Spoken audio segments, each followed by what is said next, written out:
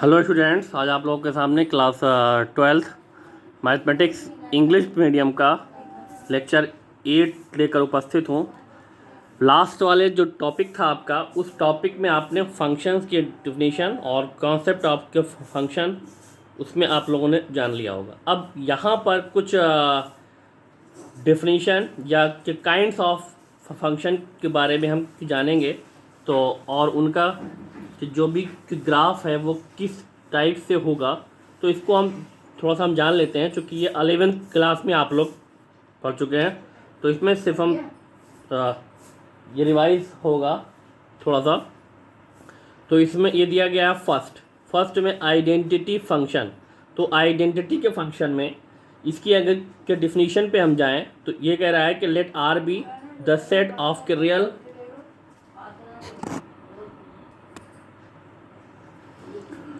let R be the set of के real के real numbers defined the real valued function f such that R to R by y equal to F x equal to X. अब इसमें जो condition है main, इसमें जो फंक्शन आपका डिफाइन है, एक तो फंक्शन f है और ये R टू R डिफाइन। इसका मतलब जो फर्स्ट सेट होगा वो भी R होगा और जो सेकंड सेट होगा वो भी R होगा, मतलब R टू R। तो अब इसमें जो फंक्शन है आपका, कि अब चाहे इसको हम कि y इक्वल टू एक्स लिखें और चाहे f x equal to x लिखें, तो जो फंक्शन है आपका इसमें f x equal to x, इसका मतलब अगर ये f x equal to x है, तो अगर इसमें कोई भी के रियल के वैल्यू हम पुट करते हैं, अगर एक्स इक्वल टू 1 रख दिया, तो इसमें इस फंक्शन की जो भी के वैल्यू आएगी वो भी के 1 आ जाएगी। इसका मतलब कि y इक्वल टू 1 या एफ एक्स इक्वल टू या f1 इक्वल टू 1 आ जाएगी।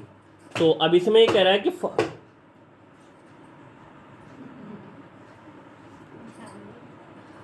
For each x is element of R such a function is called the identity function. तो इसका मतलब कि अगर कोई के फंक्शन इस टाइप का हो कि वो f x equal to x या y इक्वल टू एक्स के फॉर्म में हो, तो वो आइडेंटिटी फंक्शन कहलाएगा। ऐसा इसमें ये होगा क्योंकि इस कंडीशन में इस फंक्शन का डोमेन और रेंज ये दोनों इक्वल होंगे।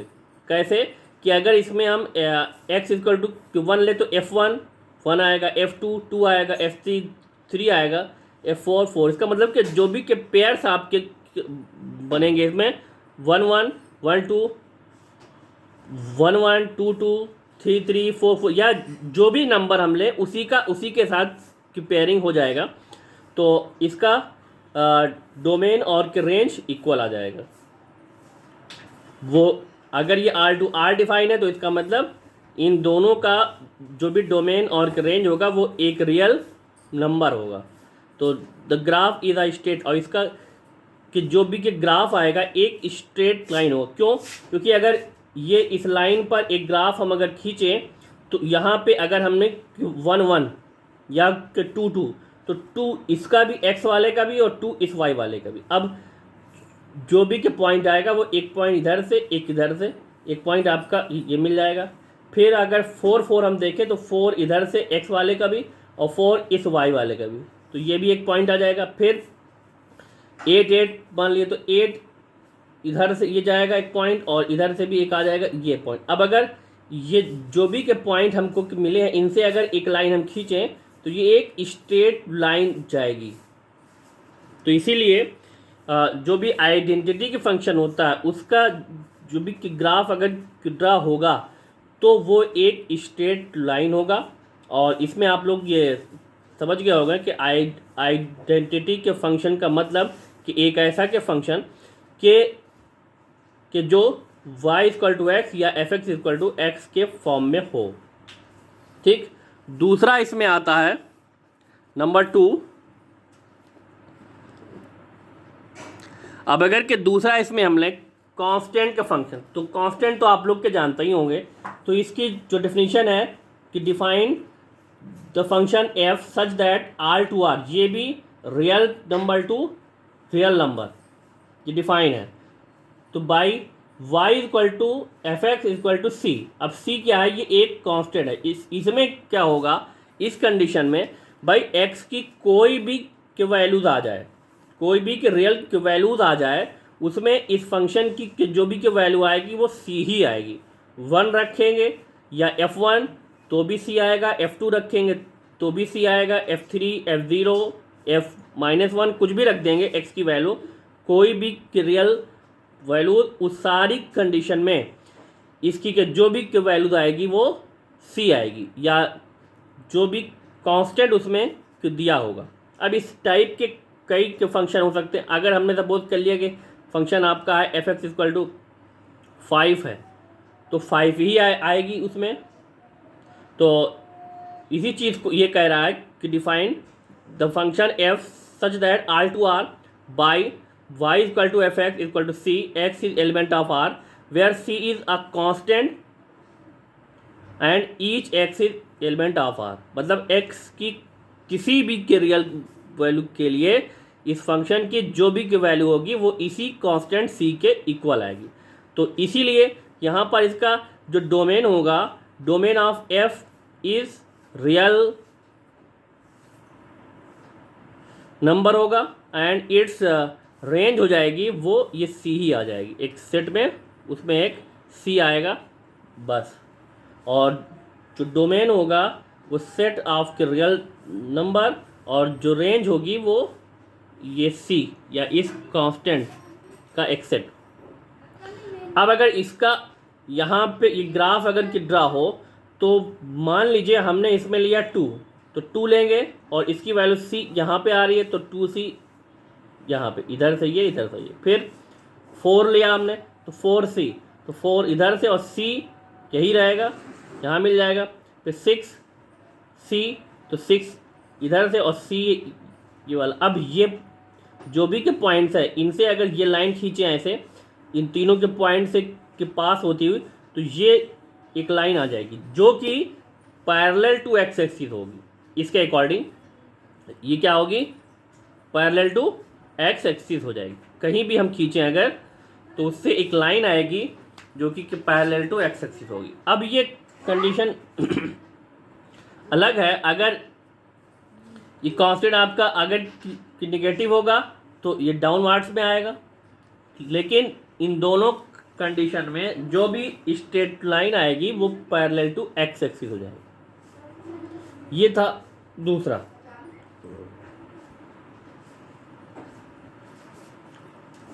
नेक्स्ट पे आते हैं।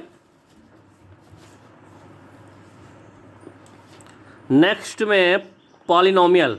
अब अगर इसमें हम देखें ये पॉलिनोमियल के फंक्शन, तो पॉलिनोमियल फंक्शन में a function F such that R to R, ये भी कि रियल वैल्यू टू रियल, तो is set to be polynomial के function if for each X X in R Y equal to F X.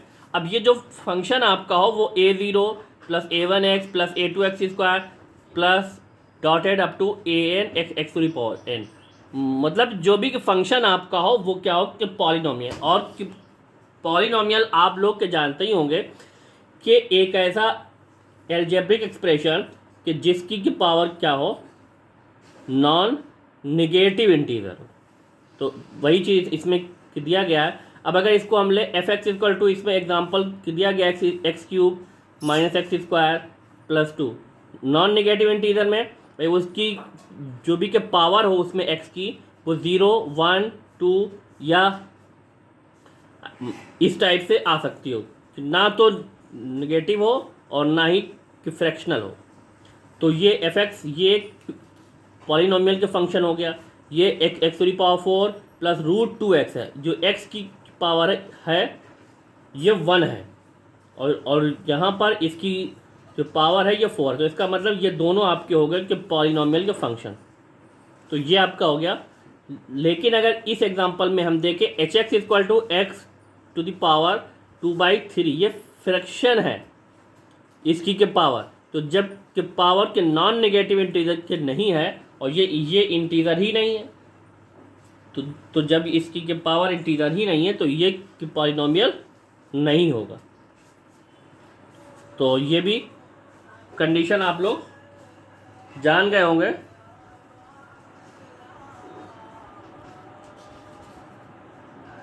अब इसमें बहुत सारे इसके जो ग्राफ है वो सब खींच सकते हैं, वो सब आप लोग इसको देखिएगा। नेक्स्ट पे हम आते हैं रेशनल फंक्शन। तो रेशनल के फंक्शन में, रेशनल जैसा कि आप लोग जानते होंगे कि कोई भी के नंबर अगर P/Q के फॉर्म में अगर है तो यहाँ पर ये रेशनल के function are function of the type f(x/g)। कोई भी के फंक्शन f(x/g) के फॉर्म में अगर है तो वो रेशनल के फंक्शन आपका कहलाएगा। और पॉलिनॉमियल अब जहाँ पे आपके f(x) और के g(x) क्या होंगे, पॉलिनॉमियल फंक्शन होंगे, और इनका जो डोमेन होगा, लेकिन कंडीशन क्या है कि g(x) ये कभी भी के ज़ीरो इसकी के वैल्यू के ना हो। तो अब अगर इसकी तो कई टाइप से ये सारे एग्जांपल हैं, अब इसको करिएगा। बस ये समझ गए कि ये क्या है, एक रेशनल के फंक्शन। कोई भी के फंक्शन अगर f(x/g)x के फॉर्म में है तो वो आपका होगा रेशनल फंक्शन। नेक्स्ट में आते हैं मॉडुलस। यहाँ पर मॉडुलस के फंक्शन, तो अगर इसमें हम के देखें कि मॉडुलस के function the function f(x) such that R/R, ये भी R/R डिफाइन है by f(x) equal to mod x। तो अब ये mod x अगर होगा तो इस f(x) equal to mod x, तो अगर x की वैल्यू हमने 1 रखी तो भी इसकी वैल्यू आएगी 1, क्योंकि इसकी जो भी के मॉड की वैल्यू होगी वो पॉजिटिव आनी चाहिए। और अगर हमने इसको के -1 रखा तो भी इसकी वैल्यू 1 आएगी। +2 रखेंगे तो भी 2 आएगी, और अगर के -2 रखेंगे तो भी 2 आएगी। तो ऐसी कंडीशन में इसका हम अगर कि ग्राफ खींचेंगे, क्योंकि अगर 2 रखा तो इस फंक्शन की जो वैल्यू आ रही है तो भी आ रही है 2, तो 2 यहाँ भी हो जाएगा। अगर -2 रखा तो भी इसकी वैल्यू ये पॉजिटिव आएगी, यहाँ पे 2 आ जाएगी ऐसी। और अगर के 0 हम रखेंगे तो इसकी वैल्यू 0 ही आएगी।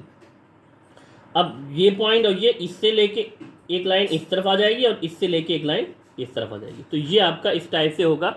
अगर मॉडुलस फंक्शन है तो उसका जो ग्राफ है वो इस टाइप से शो हो सकता है। अब इसको हम यहाँ पर इसका एक्सपेंशन अगर करें, कई बार आप लोग कर चुके होंगे कि अगर मॉडुलस के फंक्शन है तो उसको हम उसका expansion f(x) equal to x, f(x) की जो भी के वैल्यू उसको x हम रख सकते हैं उस कंडीशन में कि जहाँ पे x की जो वैल्यू हो या तो 0 हो या उससे ग्रेटर के पॉजिटिव वैल्यू हो, और f(x) की वैल्यू को हम कि -x रख सकते हैं कि जब x की वैल्यू नेगेटिव हो या x से लेस हो। ठीक है, तो ये भी आप लोग समझ गए होंगे। अब यहाँ पे नेक्स्ट में अगर हम आए तो ये है signum function. The signum function f such that R/R defined by. अब यहाँ पे एक फंक्शन इस टाइप से ये डिफाइन है कि f(x) इक्वल टू अगर आ जाए 1, f(x) की वैल्यू 1, लेकिन उस कंडीशन में कि जब x इज ग्रेटर देन 0 हो। भाई वो अब इसमें x की कोई भी अगर के पॉजिटिव की वैल्यू आ जाए तो उस कंडीशन में उस फंक्शन की वैल्यू आना चाहिए सिर्फ 1 आना चाहिए। और अगर x इक्वल टू के 0 हम रखें तो उसकी वैल्यू 0 आए, और अगर उसकी के वैल्यू की निगेटिव हो जाए, x की वैल्यू कोई भी नेगेटिव के रियल की वैल्यू हो तो उस फंक्शन की वैल्यू आए वो कि -1।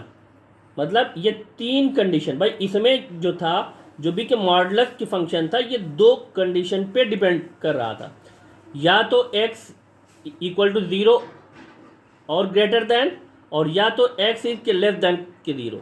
तो इसमें 2 कंडीशन थी और उसमें x के मतलब जो भी उसकी के वैल्यू होगी फंक्शन की वो x की वैल्यू पे डिपेंड कर रही थी। लेकिन इसमें क्या है एक्स की वैल्यू अगर के पॉजिटिव हो और कुछ भी हो तो उसकी वैल्यू 1 आएगी, और x इक्वल टू जब 0 होगा तो उसकी वैल्यू के 0 आएगी, और जब x की वैल्यू निगेटिव हो या कितनी भी वैल्यू हो जाए लेकिन कि निगेटिव अगर हो तो उस फंक्शन की वैल्यू आपकी आएगी माइनस। अगर ऐसा कोई फंक्शन है तो उसको हम क्या कहेंगे, इस called a signum function. The domain of the signum function is real and range is, अब इसकी के जो भी रेंज होगी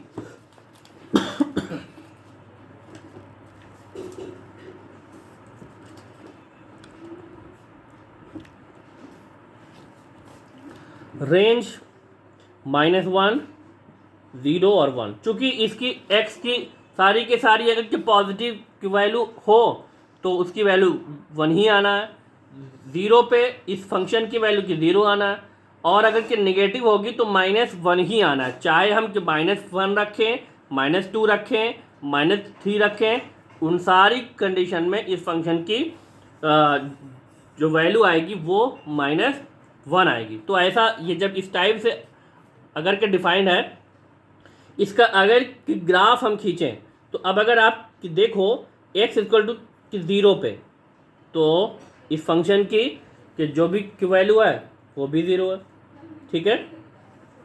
अब यहाँ पे आप अगर कुछ भी के वैल्यू आप रखते जा रहे हो, x इक्वल टू 1 रखोगे, 2 रखोगे, 3 रखोगे, सारी के सारी अगर पॉजिटिव वैल्यू आप रखते जाओगे तो इसकी जो भी वैल्यू है यही होगी कि मतलब यहाँ से मतलब 0 को छोड़कर, भाई यहाँ 0 है ना, 0 पे इसकी वैल्यू की 0, उसके बाद जो भी के पॉजिटिव, क्योंकि इसमें कि रियल के वैल्यू की बात हो रही है तो 0.0000 अगर 1 भी आ गया तो भी के पॉजिटिव है, तो उससे थोड़ा सा भी अगर 0 से हटेंगे तो वहाँ से लेके जहाँ तक भी इनफाइनाइट तक जो भी की वैल्यू आएगी वो 1 ही आएगी। तो अब अगर हम मान लेते हैं 1 पे भी इसकी वैल्यू 1, 2 पे भी 1, 3 पे भी 1, 4, 5, 6, 7, 8, 9 अप टू इनफाइनाइट तक ऐसे, तो ये एक स्ट्रेट लाइन यहाँ से ये चलेगा, अलग जाएगी ये। दूसरा अगर नीचे आएंगे माइनस में तो 0 पर तो इसकी वैल्यू 0 आएगी, लेकिन माइनस से थोड़ा सा अलग हम जाए कि -0.00001 अगर इतना भी हो गया तो भी, इससे थोड़ा सा भी हम हटेंगे तो भी माइनस में इसकी वैल्यू। तो ये अब अगर इससे अगर बढ़ते जाते हैं -1 पर भी -1, -2, -3, -4, मतलब माइनस में कोई भी के रियल जो वैल्यू हो जाए उन सब पर इसकी वैल्यू -1, तो इससे एक ग्राफ आपका ये होगा, तो ये इसी के स्ट्रेट लाइन जाएगी जो कि यहाँ से एक रे हो जाएगी, ये लाइन नहीं होगी, ये एक रे होगी जो कि पैरेलल टू एक्स एक्सिस, ठीक है।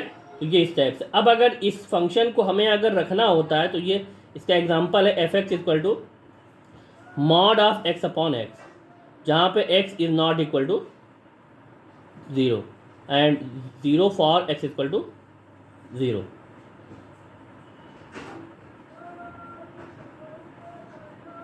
तो ये कंडीशन होगी। लास्ट है इसमें जो कि इम्पॉर्टेंट है, कई बार इस टाइप के पूछ भी लेता है कंडीशन इसकी।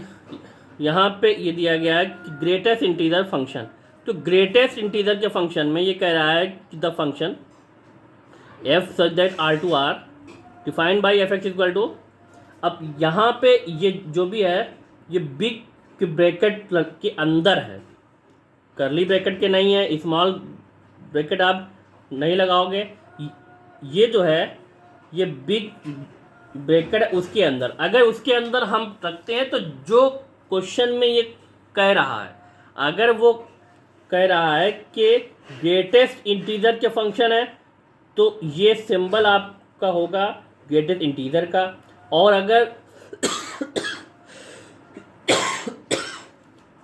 सॉरी, और अगर जो है ये कहेगा ये लीस्ट इंटीजर के फंक्शन है, तो ये जो सिंबल है ये, तो ये आपका क्या करेगा, लीस्ट इंटीजर फंक्शन। तो अब आगे इस चीज़ को हम देखते हैं। यहाँ पे है ग्रेटेस्ट इंटीजर के फंक्शन। तो अब अगर ये है कि x is element of R assumes to value of the greatest integer less than और equal to x, less than और इक्वल टू x मतलब यहाँ पे अब आपको क्या देखना है कि जैसे fx है, fx में अगर x इक्वल टू 1 हम रख रहे हैं तो f1 की जो भी वैल्यू आएगी वो 1 आ जाएगी, क्योंकि 1 क्या है, वो इंटीजर है। दूसरा, अगर x की वैल्यू हमने रखी 1.2 तो भी इसकी जो वैल्यू आएगी वो 1 आएगी, क्योंकि इंटीजर 1.2 नहीं है, 1 है। 1.3, 1.4, 1.5, 1.6, 7 मतलब 1.99 भी अगर हम रखते हैं तो भी इसकी के जो भी की वैल्यू आएगी वो 1 आएगी। f1 f अगर 1.9 भी हो जाए तो भी इसकी वैल्यू 1 आएगी, क्योंकि इसकी वैल्यू या तो x के इक्वल हो या इससे लेस जो इंटीजर हो। तो 1.9 से जो लेस इंटीजर की बात कर रहा है तो इंटीजर में 1 होगा, तो ये 1 आ जाएगी।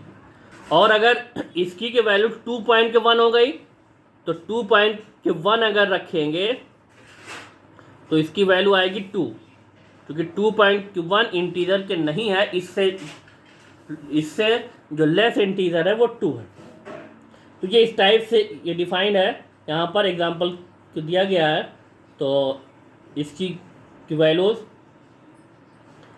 भाई, इसकी जो वैल्यू है x इज ग्रेटर देन और इक्वल टू 1 और लेस देन 2 के लिए इसकी इस फंक्शन की जो वैल्यू आएगी 1, ऐसे ही ग्रेटर देन और इक्वल टू 2 और लेस देन 3 के लिए इस फंक्शन की जो वैल्यू आएगी 2 आ जाएगी। ऐसे ही ये सारी ये कंडीशन इसमें, इसका ग्राफ यहाँ पर इस टाइप से ये शो हो सकता है।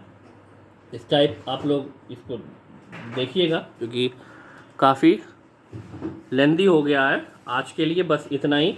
अब और जो कंडीशन है या और जो कुछ एग्जांपल है उसको हम बाद में फिर समझाएंगे। तो इतना ही आज के लिए। Thanks for watching.